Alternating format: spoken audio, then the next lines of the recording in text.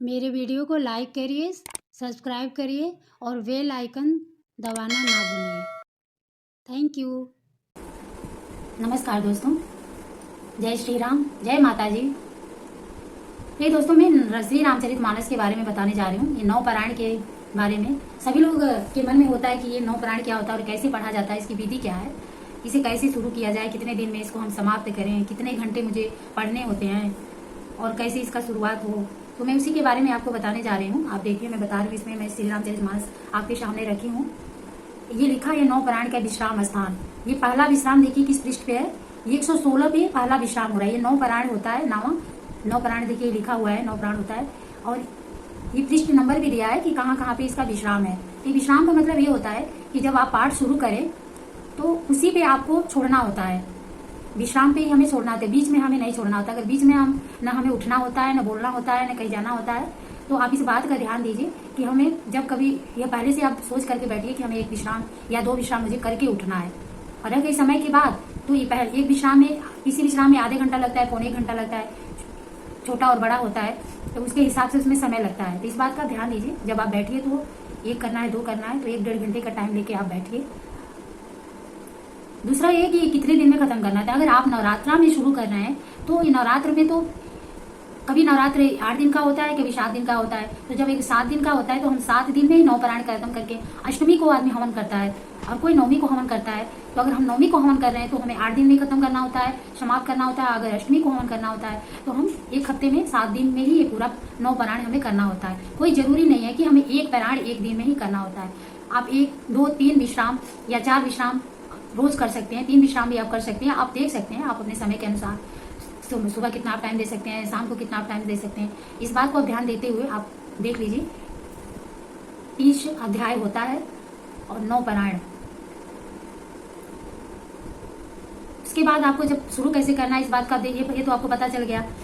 दूसरी बात है कि पारायण विधि देखिए लिखा हुआ है इसमें कि श्री रामचरितमानस का बीज पूर्व पाठ करने वाले महान भाव को पाठ आरंभ करने पर तुलसीदास जी की, श्री वाल्मीकि जी की, श्री शिव जी तथा श्री हनुमान जी का आह्वान पूजन करने के पश्चात तीनों भाइयों से श्री सीताराम जी का आह्वान, षोडश प्रचार, पूजन और ध्यान करना चाहिए। तदंतर पाठ का आरंभ करना चाहिए। सबके आह्वान, पूजन और ध्यान के मंत्र क्रमशः नीचे लिखे जाते हैं। ये देखिए सारा दिया हुआ है आह्वान मंत्र, आपको सभी इसी में मिल जाएगा। और ये तुलसी जी का, तुलसीदासाय नमः, तुलसी जी का आह्वान है। वाल्मीकि जी का है, गौरी पते नमः। श्री पत्नी का है, लक्ष्मण जी का है, शत्रुघ्न जी का है, भरताय नमः, हनुमते नमः। ये थोड़े से उपचार का है।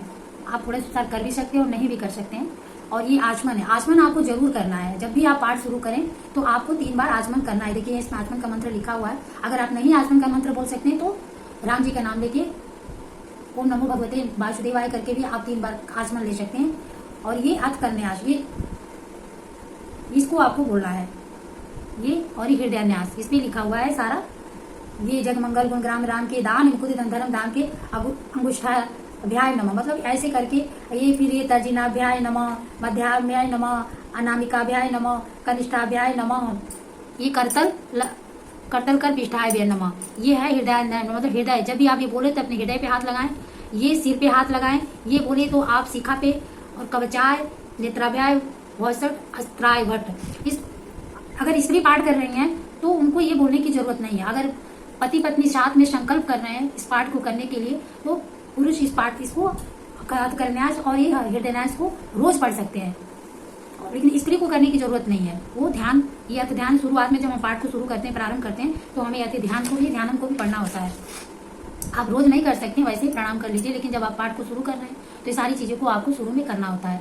अब इसके बाद मैं बताती हूँ कि ये तो हो गया विधि, आपको कैसे शुरू करना, सारी बातें पता हुआ। लेकिन अब आपको ये बता रही हूँ कि जब आप ये शुरू करें तो ये नवरात्रि के पहले दिन तो हम शुरू करते हैं। माता रानी के लिए तो चौकी बिछाया जाता है, कलश रखा जाता है और चौकी पे लाल कपड़ा होता है। जब भी आप ये पुस्तक को भी आप जिस चीज पे रखें वहाँ पे लाल वस्त्र में ही आप रखें।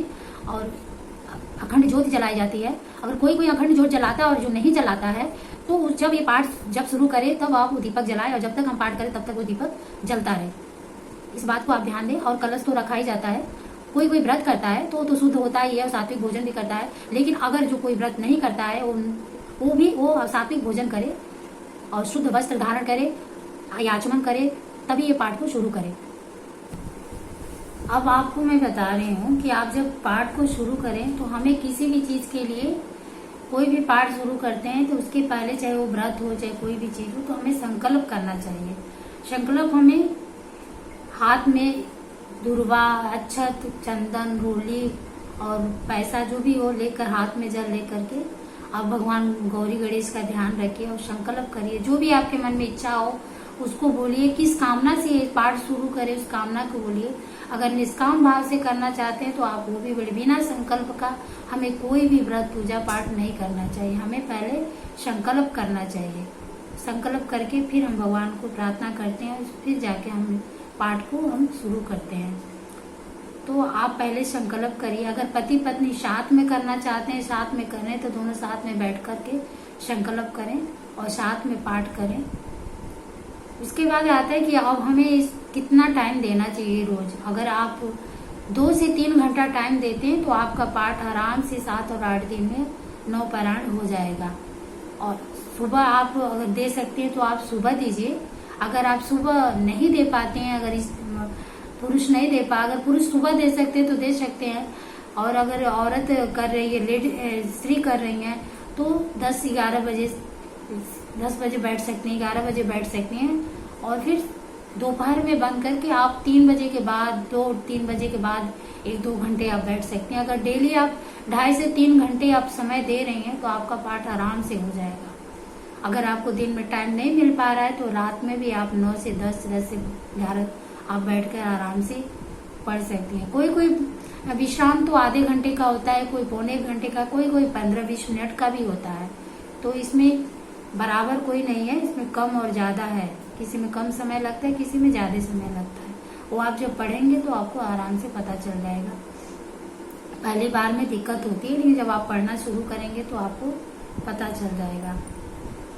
उसके बाद आपको, अब मैं बताती हूँ आपको हवन के बारे में। जब इसकी समाप्ति के बारे में, जब आपको 7वां दिन पूरा हो जाता है, अगर आप अष्टमी को हवन कर रहे हैं तो माता जी का हवन होता है। तो आपके घर में अगर पंडित आते हैं तो आप पंडित जी से ही कराइए। अगर आप पंडित जी नहीं आते तो आप खुद भी हवन कर सकती हैं। तो माता जी का हवन होता है, उसी में रामायण का, ये श्री रामचरितमानस का भी हवन होता है। तो कोई कोई तो हर कांड से चौपाई को, दोहा को पढ़ करके हवन करते हैं, लेकिन इसमें पूरी रामायण का निचोड़ इसमें दिया हुआ है। लास्ट में मैं उत्तर कांड में दिखा रही हूँ।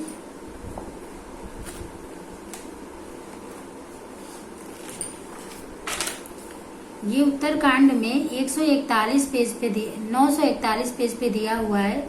दोहा 62 नंबर, मास पुराण 28वां विश्राम पे दिया। यहाँ से आप शुरू करिए। ये पूरी रामायण इसमें दिया हुआ है।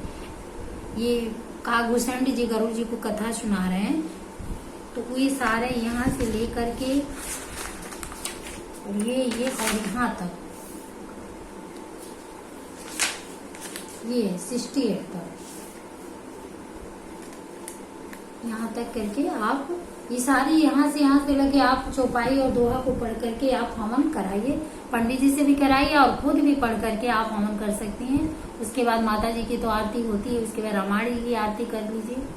आपका 9 पारायण आपका समाप्त हो जाता है। अब इसमें बात आती है कि हमें रोज आह्वान करते हैं, तो रोज आह्वान करते तो हम विसर्जन नहीं करते हैं, हम भगवान जी का विसर्जन नहीं करते हैं, हम मंदिर में पूजा करते हैं और इसलिए हमें रोज विसर्जन करने की जरूरत नहीं होती है। आप 9 पारायण जब पूरा हो जाए और लास्ट में 8वें दिन या 9वीं, अष्टमी के दिन या 9वीं के दिन हम पाठ समाप्त हो जाता है तो हम हवन करते हैं।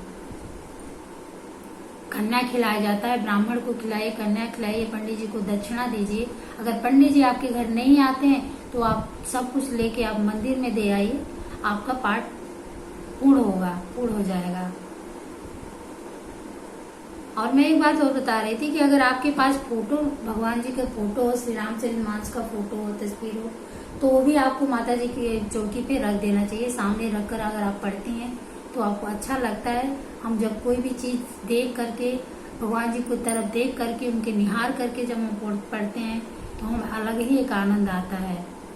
और जब भी आप पाठ करिए, मन को अपने शांत करके, चित्त को शांत करके इस पाठ को करना चाहिए। और इसमें संपुट भी लगाया जाता है। तो संपुट के बारे में बता रहे हैं, मैं संपुट मैं अपने चैनल में डाल दूंगी कि कौन कौन सा संपुट आपको पढ़ना चाहिए। जिस जिस मनोकामना के लिए आपको, किसी चीज की अगर मनोकामना के लिए, इच्छा के लिए आप कर रही हैं तो उसका संपुट होता है, तो वही ये संपुट रखना चाहिए। मैं संपुट के बारे में बता रही हूँ कैसे संपुट रखना होता है। संपुट के बारे में, जैसे ये दोहा है, आपने ये चौपाई यहाँ खत्म करी है, यहाँ आप खत्म करने के बाद और दोहा के शुरू होने से पहले ये आपको संपुट बोलना है, और फिर जब दोहा बोल लेती है तो उसके बाद फिर हमें संपुट बोलना है, यानी चौपाई से पहले फिर हमें बोलना है, चौपाई शुरू करने से पहले हमें बोलना है संपुट। अब जो संपुट रखिए, आपको जो इच्छा है, जो मनोकामना है, जो आप जिस इच्छा से आप पाठ कर रही हैं, अगर बच्चे की पढ़ाई लिखाई के लिए, लक्ष्मी प्राप्ति के लिए, कोई रोग निवारण के लिए, तो आप उसी का संपुट रख सकते हैं। इस संपुट इसी में दोहा श्री रामचरितमानस के अंदर ही है। मैं उसमें से कुछ निकाल करके अपने चैनल पर डाल दूंगी, आप पढ़ लीजिएगा, देख लीजिएगा। धन्यवाद। अगर मेरा वीडियो यूजफुल है तो आप लाइक जरूर करिएगा, दूसरों को भी शेयर करिएगा, क्योंकि बहुत लोगों के मन में होता है, पढ़ना चाहते हैं, उनको पता नहीं होता है कि हम कैसे शुरू करें। और नवरात्र आ रहा है, तो आपके माध्यम से अगर कोई पढ़ रहा है तो अच्छी बात है, आपके लिए भी अच्छी बात है, हमारे लिए भी अच्छी बात है। तो आप ज़्यादा से ज़्यादा इस वीडियो को शेयर करिए। अगर कोई कमी हो तो कमेंट करके मुझे, लिख करके मुझे गाइड करिए, मुझे बताइए कि आप यहाँ ऐसे बताइए, आप यहाँ ऐसे बताइए। मैं अभी ये सब शुरू कर रही हूँ, मुझसे गलती हो सकती है, तो आप मुझे बताइए कि मैं कैसे करूँ। अगर कोई कमी हो तो मुझे कमेंट करके ज़रूर बताइएगा। धन्यवाद।